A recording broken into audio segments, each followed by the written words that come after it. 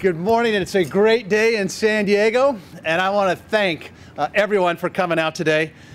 And as we start, invite everyone to take a look at this beautiful ballpark behind me. Petco Park is a perfect example of what we as San Diegans can accomplish when we work together as a community. Petco Park, as everyone in San Diego knows, is one of the premier stadiums in the country, hosting everything from Paul McCartney concerts to next year's All-Star Game. And it's more than a ballpark. It's also revitalized downtown's East Village and boosted our local economy with new businesses and jobs and housing that has cropped up all around it. Petco Park was built through a very public process that included a public vote. And it was a public-private partnership that has benefited both the city of San Diego and the Padres immensely. And more than a decade since it first opened, this stadium remains proof that our city can unite and create a better future for the next generation. And today we're going to use that spirit of cooperation to keep the Chargers right here in San Diego.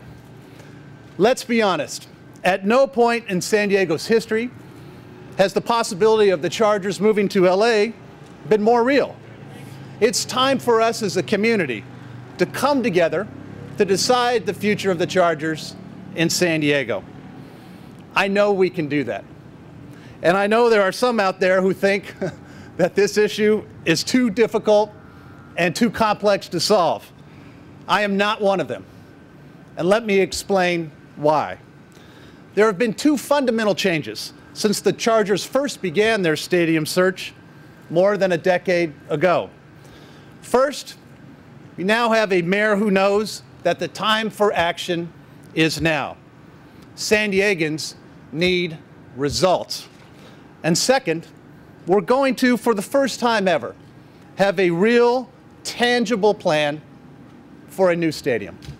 That's never been done before. Yes, we've had renderings. Yes, we've had ideas floated about how you could possibly, maybe fund it, but those aren't plans. A plan is when somebody tells you this is where it's going to go, this is how we're going to build it, and most importantly, this is how it's going to be paid for. That's a plan, and that's what we're going to have by the fall of this year. San Diegans are going to be able to see it. San Diegans are going to be able to feel it, to kick the tires, and to make sure that it makes sense for us as San Diegans. The people that you see standing here behind me are the civic leaders and the experts that are going to put this plan together. The 9 members of the Citizens Stadium Advisory Group each bring specific skills and qualifications for developing large-scale projects. They will recommend a location for a new stadium and develop a viable financing plan. They will explore all possibilities to finance the project with the clear direction from me that it must be good and a fair deal for San Diego taxpayers. And they will be focused on 2 possible locations, either the current Mission Valley site or along with an expanded convention center right here in downtown. The bottom line is that this will be an independent group that will give the San Diegans a real plan, tangible financing options, the first plan that we've had since 13 years. And now I'd like to introduce members of the Citizens Stadium Advisory Group. First and foremost, Rod Daymar, a private equity investor. Adam Day, a California State University trustee and assistant tribal manager of Sequan. Amy Faucet, Chief Operating Officer of the San Diego Regional Chamber. Jason Hughes, President and CEO of Hughes Marino. Jesse Knight, Executive Vice President of Sempra Energy and Board Chairman of SDG&E. And Mary Lydon, Executive Director of the Urban Land Institute for San Diego and Tijuana. And Jim Stieg, a former NFL executive. Also on the group, but unable to join us this morning, is Walt Eckerd, former Chief Administrative Officer for San Diego County and former Chief Operating Officer for the City of San Diego. And Doug Barnhart, the Chairman of Barnhart Reese Construction. This very well-rounded group will be nimble enough to complete an analysis, develop plans, and make these recommendations by the fall of this year. That is their firm deadline. And when they deliver, which they will, we will for the first time have that plan to consider, and San Diegans will have the final say with a public vote. And I want to thank each of you for volunteering for your time to serve the citizens of San Diego. You're here because you want to be here. You're here because you believe in this opportunity. And you're here because you know that as San Diegans we can come together and seize this challenge to have real results. I want to thank you. Now I'd like a few of them to take the opportunity to speak for themselves. First and foremost is someone that you're probably all familiar with. He's a former NFL executive who was credited with growing the Super Bowl from a championship game into a worldwide extravaganza. And during his 36 years with the NFL, he was in charge of 26 Super Bowls. So if there's anybody who knows how to get things done, it's Jim Stieg. Jim, please come on up and say a few words. Thanks, Mayor.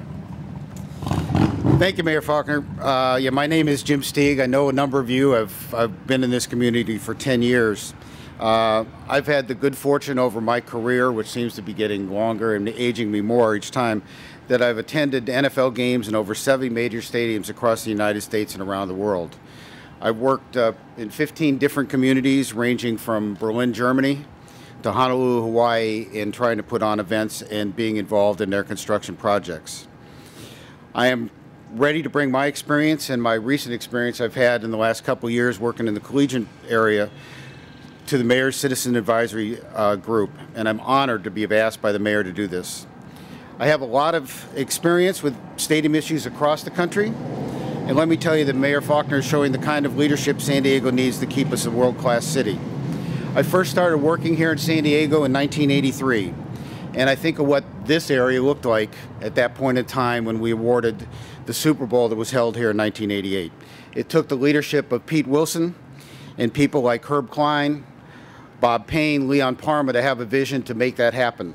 I actually remember, I was saying a little bit earlier today, that we had a meeting of all the hoteliers in August of 1983 to talk about what the plans for the Super Bowl were. We met at the Hyatt Islandia, and it was a group of 12 hotels that got together to meet with us. You can only think of what the difference is from right now. This group is a very diverse group that comes from all walks of life: public service, land use, business, finance, and sports. But above all else, we're San Diegans. The Mayor has charged this group to come up with a plan that works for everyone in this community, and I want to emphasize the fact everyone in this community. We all love the Chargers and we care about them, but we're united in keeping the team here, but more importantly, providing a venue that can represent the community and provide the benefits for the entire community that's here, whether that's international events, concerts, sporting events, things like that that people have speculated about.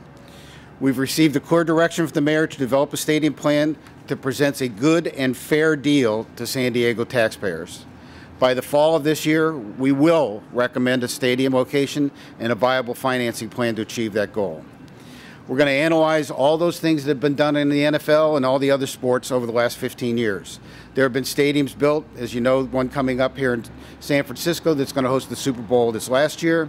You've got the one in Phoenix that's hosting the Super Bowl this year. You've got Dallas, which just got done hosting the college championship game. Minnesota, which is opening a new stadium. And then you've got ones that are going to be built in Atlanta, the ones that were built in Tampa, the one that hosted the Super Bowl last year in New York, the one that's going to host the Super Bowl in a couple of years in Houston. So there's a lot of opportunities there. I'm very proud to be asked to do this and work with a talented group of individuals. And I know we're going to get to know each other a lot better and spend a lot of time together in making sure that we come back and follow Mayor Faulconer's vision to bring a 21st century to this community. Now I'd like to introduce my colleague from this group, Adam Day. Adam? Good morning, everyone, and thank you, Mr. Mayor, for asking me to serve on such a distinguished panel of community leaders. It's exciting to be part of an effort that could solve the leading public policy question of the last 20 years. I am excited to be part of this group because for the first time, as you've heard, in the city's history, a small, dedicated, and focused group will be required to recommend a solution that can be embraced by all stakeholders and presented to the voters. We have until the fall to select the best site for a new facility and the specific financing plan necessary to build it. And it must be, as the mayor said, a good and fair deal for the taxpayers. I know we can accomplish our work quickly so that we can allow the voters to begin the discussion of our recommendations even sooner. As you've heard, this is a group of concerned taxpayers and voters who have different experiences and talent sets. Our one common interest is solving this question before us. And we are independent. Independent of the mayor and the city, independent of the chargers, and independent of any interest group. I look forward with my colleagues to present the plan in the next several months so that the public has, for the first time, something specific to review, discuss, and debate. Here is our promise to you today. San Diegans will have a plan, and the voters will have the final say. Thank you. And now I'd like to introduce Amy Faucet from the Chamber of Commerce. Hello, I'm Amy Faucet. I'm the Chief Operating Officer for the San Diego Regional Chamber of Commerce. As a longtime San Diegan, I know that the chargers are good for our economy, good for our community, and they bring a lot of people together on Sundays. In my role at the Chamber, I know that stadiums can generate revenue that helps our small businesses and neighborhoods thrive. That's why I'm here to support Mayor Faulconer, who is showing the leadership San Diego needs. There are a lot of priorities for our city right now, and the mayor's working to fix our roads and other infrastructure. He's investing in all of our neighborhoods, he's supporting the middle class, and creating opportunities for families to succeed. It would be easy not to take on the stadium issue, but it wouldn't be right. The Chargers belong in San Diego. Mayor Faulconer has proven that he's committed to solving the major challenges that face our city, and I'm proud to be a part and to help do my part. Working together with this group, I am confident we will prove, just like we did with Petco Park, that San Diego can accomplish great things. Thank you. Thank you, Amy. Thank you, guys. Well, thank you, everyone. I appreciate everybody who's here today, and I'm now more than happy to answer any questions at all. Yes, Tony. The presence of Mr. Day suggests that potentially naming rights, Mr. Juan. You know, we're going to look at every option. The question is naming rights going to be part of a potential stadium? Absolutely. That's part of any big stadium that happens across the country. All of that options they'll be looking at in terms of what other stadiums have done and what's the plan that makes sense for taxpayers. Any, maybe Mr. Stieg knows this, any block from the NFL naming rights for an organization involved with gaming? Would that be a problem with NFL? We'll look at all options that are appropriate that works for the NFL on all naming rights. Absolutely. Yes, Gene. In terms of financing options, to what extent will ticket surcharges be considered? Would that be a requisite for voter approval, or is that to be subsumed in the financing? Yeah, Gene, you know, the question is what about the tickets and prices? That's obviously all of the things that this group is going to look for. They're going to look at what have other cities done, what's worked well, what maybe hasn't worked so well. And we're trying to look at those best practices to develop the plan that makes sense for San Diego, for our economy, with our business base that we have, our fan base that we have, which is significant, and to put together that package that makes the most sense financially. That is one of the key things, obviously, that this group is going to be doing. Can this fan base afford those surcharges and personal seat licenses that might be? Oh, I think our fan base here in San Diego knows for a long time that we needed to make this change, that we could come together on a plan that makes sense. Some of that same question was asked when the Padres were looking at doing something, and as we look at this beautiful park behind us, we came together. We made it work. We had a financial plan that makes sense. That's exactly what we're going to do for the Chargers. Yes, sir. Was there any thought in putting this commission together to including someone from the Chargers on the planning commission? You know, this group will be interacting with the Chargers and soliciting their feedback and input. We have to do this collaboratively. Has to make sense. We have to work together to do that. I'm excited about doing that, and they're going to get to work to do exactly that. The Chargers will be a part of that conversation. But not on the commission? Now, the Chargers will be a part of presenting to this group and giving them their ideas so we can come up with the best plan. As I said, makes sense for San Diegans, and most importantly, makes sense for voters. Chargers have agreed that it's going to go to a ballot. They know that. I've said it has to go to a ballot. We have to make sure that we do that. Yeah. Yeah. Great question. Yeah, this is, as you can tell, this is a small and focused group. This is not a committee of 40 or 50 people.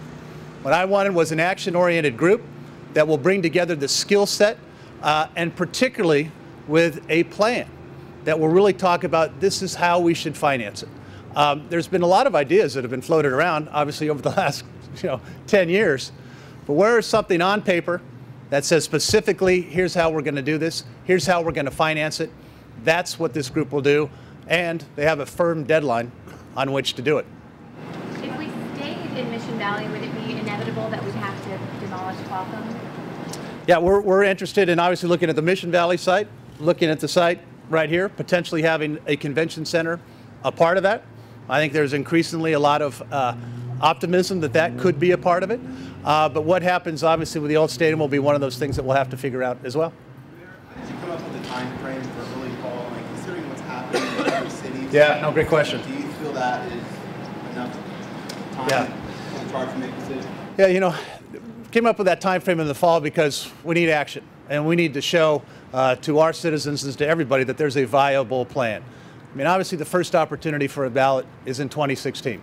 So we need the time for that public discourse. We have the time to make sure that plan is out there. So we have that public participation, as I said, to kick the tires, to making sure this is a financing plan that makes sense. So it's a deadline that's achievable. It's a deadline I know we can meet, and it's a deadline that's important to show results. And then fall is long. Is September, is there a specific deadline in fall that you're looking at? It'll be up to the group to come to that conclusion, and in fact, if they come to that conclusion sooner, you'll see the results. Yes. You mentioned this will go to a vote. A lot of recent studies and public opinion polls have shown that the people in San Diego are against any public funding for a new stadium. Is that going to be considered when bringing recommendations, or how do you change that way of public opinion to get the public to vote for a plan that would need public funding? I said very clearly, if it's a good deal and it makes sense financially, San Diegans will support it. If it's not a good deal, it has no business coming forward. That's exactly the process that happened at Petco Park. San Diegans deserve value. They deserve to know that their dollars are going to be going where it's supposed to be going, those taxpayer protections. But when we come together, I'm confident that we can do that. Ignoring the problem was not an option. I think it's very important that our city sees our own destiny, and we're going to do that. Yeah, Tom. I remember that vote, that 60%. That's getting too required. That's all. Are you So we'll be looking for a financing plan that makes sense and that voters will support. That'll be coming. An example, that was 60%, and that was in the buzz after a World Series. Yeah, it has to make sense, and if it makes sense, I'm confident voters will support it. Are you concerned that you potentially could be on the same ballot in terms of lunch, and then you've got potentially competing? Yeah, great question, Lori. We've got a lot of great things that we're working on in this city. Infrastructure, as I talked about in the State of the City speech, my focus particularly on street repair, and street repair is going to be my priority. The issue of retaining our police officers and our recruitment and retention. And so there's potentially and there is going to be a lot of things that we're working on. This is important. Infrastructure is important. We can do more than one thing at a time. And we will. What resources are you making available to help them do their job?